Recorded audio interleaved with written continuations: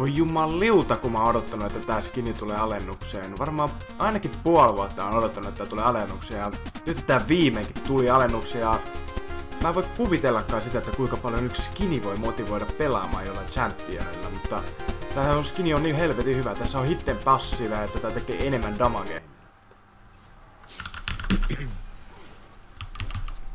Vittu minion, ei se edes osunut sen. Mä sanoin, että tää skini on...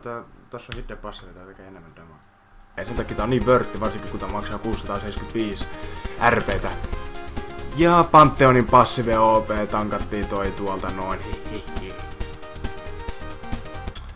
Oi niin on, niillä on toi Twitchi junglassa. Vittu mä tapan sen. Fakten asus, mä tapan tän täältä näin. Mä haluun ton redin itselleni. Yes, hehehe. Nyt vielä juketaan tästä. Ei!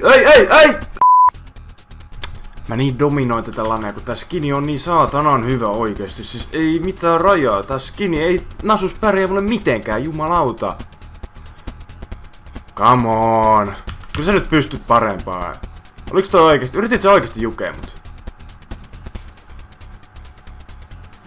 Okei, täällä on vähän niinku menoa ja meininkiä. Ei kyllä mä... Mihin se Akali lähtee? Minnekai se yrittää lähteä? Se on aina se pointti. No ei se pääse minnekään. Ei pääse. Jos se musta riippuu, niin ei kukaan pääse minnekään. Jos te ette muuten tienneet, niin Xinsa on muuten kontteraa Akalin tuplaveen kaikkein parhaiten. Odottakaa kun mä näytän. Noin. Helppo. Ja no ei hätärengarikaan enää mun skiniin vastaan pärjää mitenkään.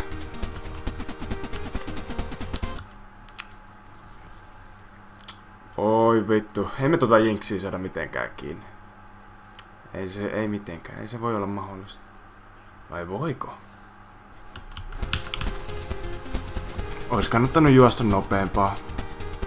Joo, Nasus oli aika helppo lane opponent, ei se voi pärjätä tälle skinille mitenkään.